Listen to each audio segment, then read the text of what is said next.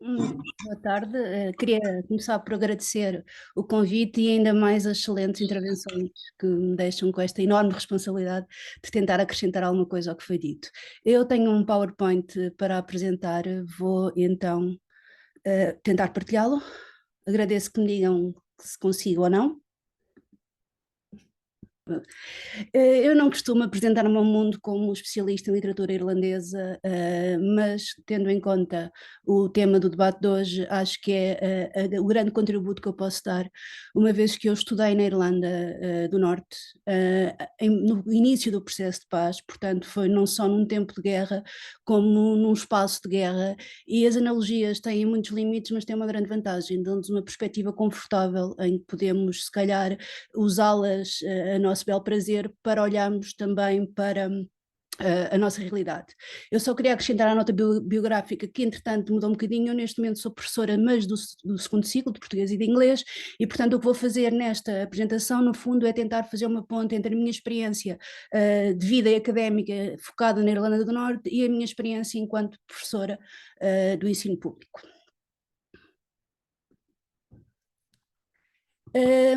Vou centrar esta apresentação em 3 pontos, são 3 pontos que eu acho que serão, se não pacíficos, pelo menos autoexplicativos, e que passo a dizer que são, por um lado, que não há paz sem conflito, não há paz sem justiça e não há paz sem participação. Não é por acaso que eu escolho estes 3 temas, são 3 temas que fizeram desde sempre parte do léxico da construção da guerra e da paz, dela derivou na Irlanda do Norte e que penso que continuam a fazer muito sentido. Agora vão-me permitir uma pequena provocação. Eu vou passar-vos um vídeo de uma banda irlandesa atual. Eu tenho consciência de que a linguagem, tanto verbal como gestual, pode não ser a mais ortodoxa. Espero que não levem a mal. O objetivo não é de todo ofender ninguém, é apenas chamar a atenção para uma realidade presente de uma forma que ela possa ser percepcionada por várias gerações. Não vou passar o vídeo inteiro, vou só tentar passar um bocadinho. Não correu bem.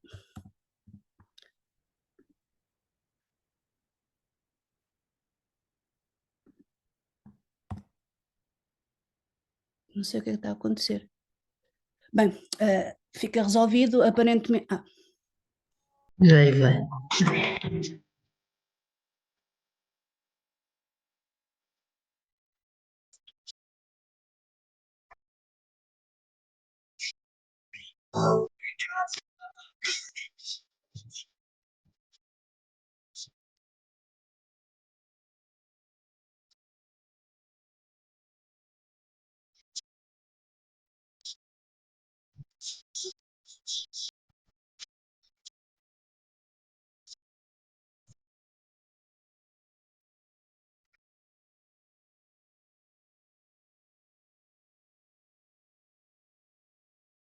Pronto, acho que já deu para terem uma ideia do tipo de banda que estamos a falar. Os Kneecap são uma banda de rap da Irlanda do Norte, de Belfast. São jovens de 30 anos, portanto, são filhos do processo de paz, devem ter nascido mais ou menos na altura em que eu estava lá, e eu acho que há aqui uma analogia interessante, porque eu identifico-me bastante com o mesmo legado que eles têm em relação à história da Irlanda do Norte é o legado que eu tinha ao crescer nos anos 80 em Lisboa. E posso explicar porque o meu dia-a-dia, enquanto criança, era um dia-a-dia saturado de esperança, da esperança que outros colocavam em mim, e saturado de política e de intervenção, apesar de eu ter 8, 9 anos, porque o 25 de Abril estava tão perto que era impossível eu esquecer-me de que a paz que me tinha sido dada, tinha sido conquistada e que tivesse muita curiosidade e muita vontade de aprender como é que ela tinha sido conquistada. Os Kneecap fazem-no em relação à Irlanda do Norte, na medida em que eles são nitidamente uma banda do processo de paz.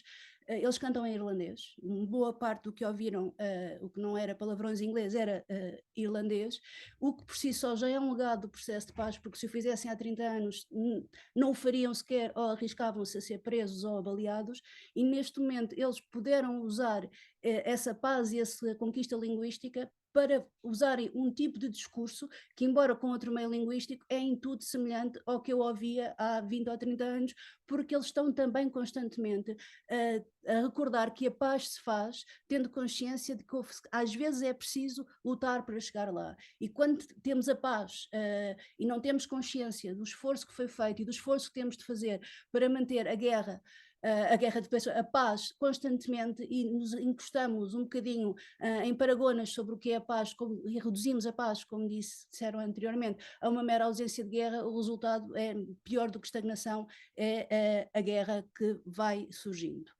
E então vamos voltar àqueles meus 3 pressupostos, e o primeiro, que possa parecer mais controverso, eu trago algumas imagens da Irlanda do Norte dos anos 70 da Magnum, são fotografias muito bonitas. Esta é de miúdos de 5, 6 anos em 1981, no funeral do Bobby Sands. Portanto, são crianças que cresceram, serão possivelmente os pais da geração dos NICAP, cresceram com o sofrimento e a guerra tão presente no dia a dia, que aprenderam a brincar no fundo e a construírem-se no meio daquele desespero todo.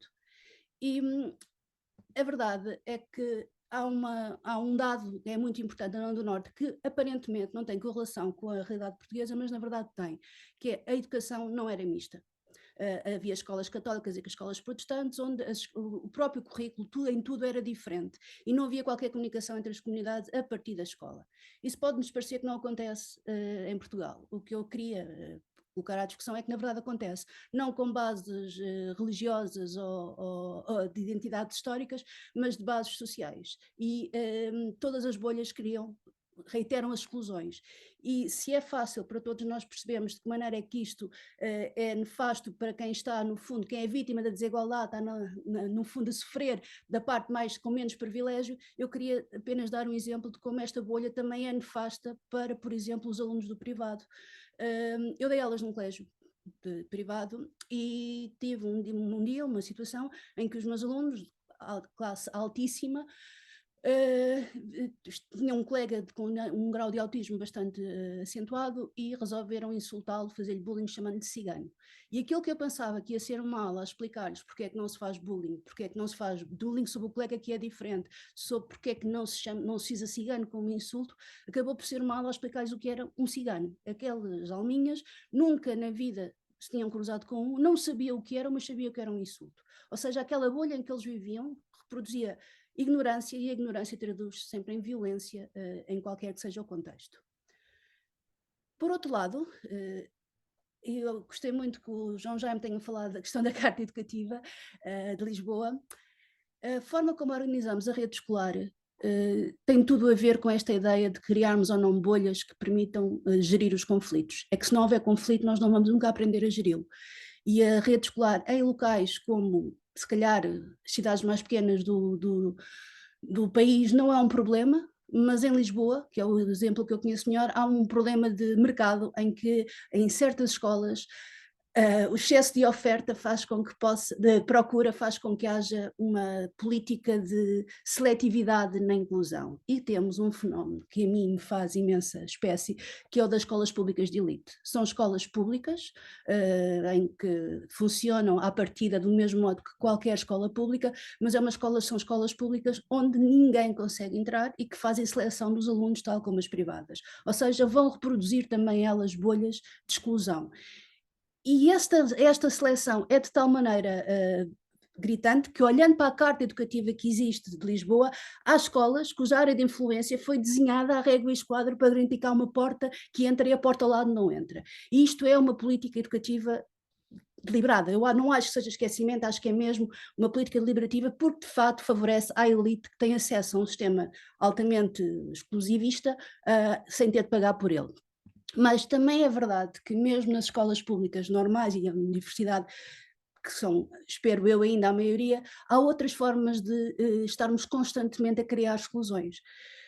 Todos sabemos, todos ouvimos, eu ouço desde pequena e continuo a ouvir agora, que a turma A é a melhor da escola, que as turmas da tarde são piores que as turmas da manhã, que os filhos dos professores estão sempre colocados, do modo geral, em turmas menos problemáticas.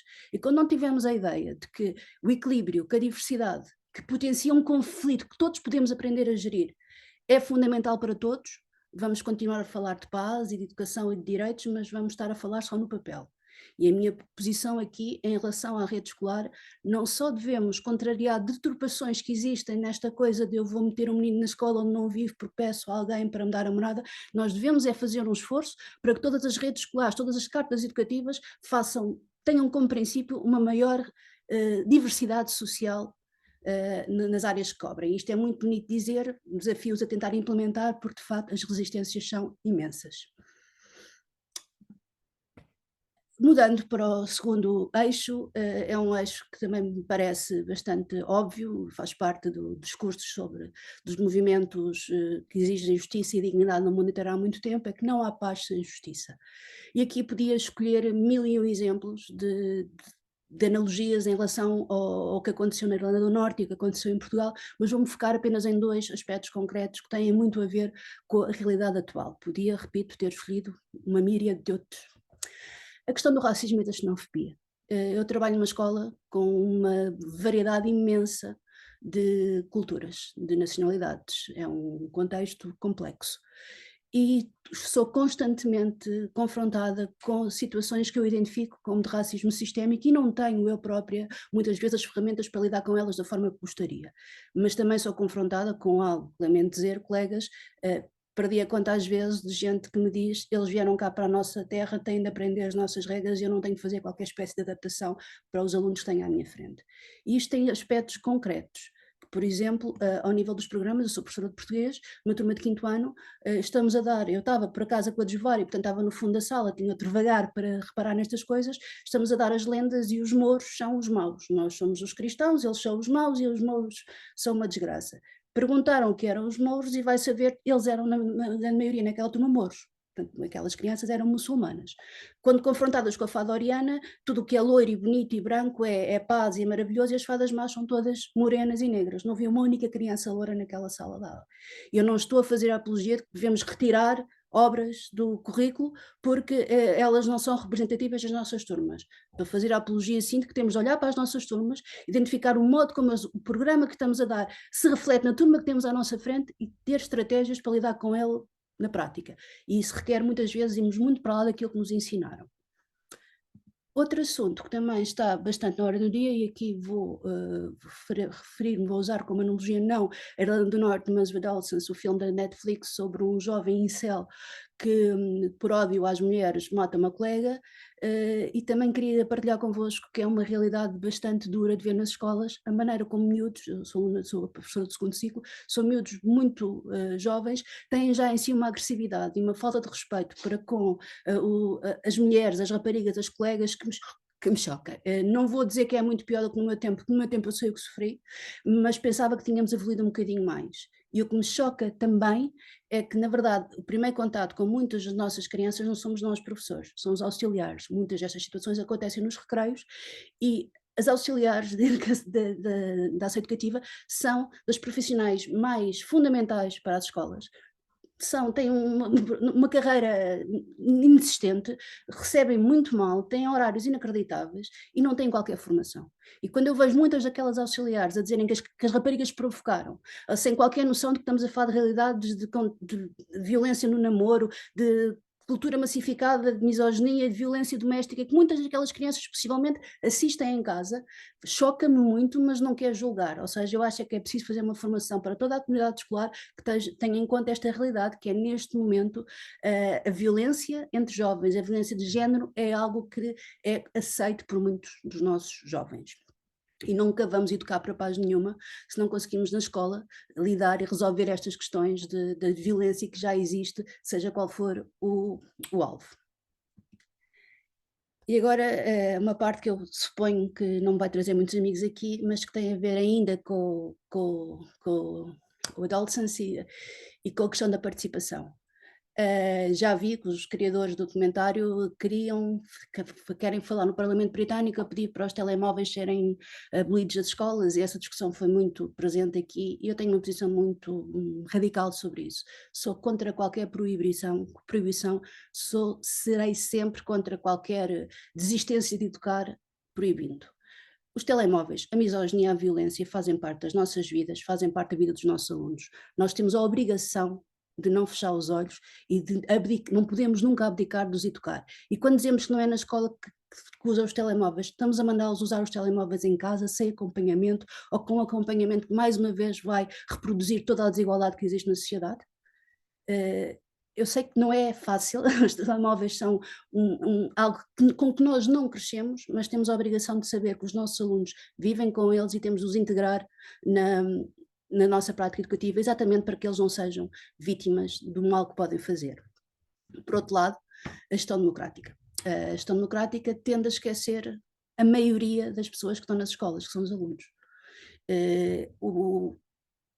A participação dos alunos nos órgãos de gestão, se não estou em erro, tem 2 ou 3 representantes do secundário no Conselho Geral. E não só não estão presentes em qualquer espécie de órgão de gestão, como não há qualquer tentativa de os envolver em nada que lhes diga respeito de um modo geral. Então estamos aqui a criar um círculo vicioso do pior que há, que é não apostamos nas nossas crianças para poderem dizer alguma coisa sobre o seu destino, porque achamos que elas não têm maturidade para o fazer. Mas como não lhes damos a hipótese de o fazer, nunca lhes vamos dar as ferramentas para terem essa maturidade.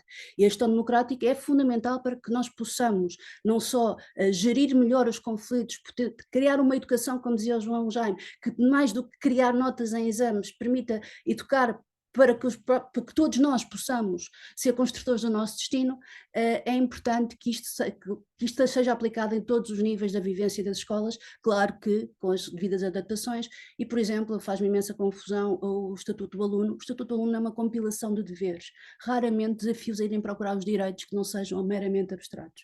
E tudo isto é algo que nós devemos refletir com os alunos, porque o principal, penso eu, que a principal estratégia para educar para a guerra, para a paz em termos de guerra ou em qualquer tempo, é focarmos nos alunos. Nós temos muito a ensinar, o nosso papel, nós é que temos de os ensinar, mas temos muito a aprender com eles. E temos muito a aprender com eles, se calhar, com os exemplos dos NICEP, que é, temos de criar aquilo a que eu chamo espaços plenos de significado, onde eles sintam que a escola é o espaço onde eles vão aprender a ser cidadãos, connosco. Não contra nós, mas connosco. E temos de ter muito presente esta noção de comunidade na escola. Isto requer, conhecemos as músicas que eles ouvem, identificamos as referências culturais que eles, para o bem e para o mal, trazem para a escola. Sabemos tentar encontrar de que maneira é que partilhamos com eles as aprendizagens deles. Isto é fundamental, digo eu, para termos uma paz participada em que sejam os próprios jovens a não admitir que a guerra seja uma opção. E muitas vezes a guerra é uma opção por desespero, e nós não podemos ter uma geração de desespero. Assim, à laia de conclusão, esta é mais uma fotografia muito bonita também de Belfast nos anos 70, que mostra que mesmo no meio da maior miséria, da maior pobreza, as crianças vão arranjar maneira de brincar, mas é uma fotografia com a qual eu não quero acabar esta apresentação, porque é uma fotografia datada. É uma fotografia em que se vê que dificilmente teria muito a ver com novas gerações. A que eu vos queria deixar era uma então dos NICEP a lutarem pela paz, com o seu discurso algo agressivo e irreverente e, sobretudo, que chega às pessoas. Os NICEP neste momento conseguiram passar de uma realidade completamente obscura de Belfast, da Irlanda do Norte, corrompida por guerras e por bombas, para serem os porta-vozes da paz para muitas gerações do mundo que fala inglês. Saibamos nós encontrar os nossos NICEP. E não tenho mais nada a dizer. Obrigada. Obrigada, Mariana.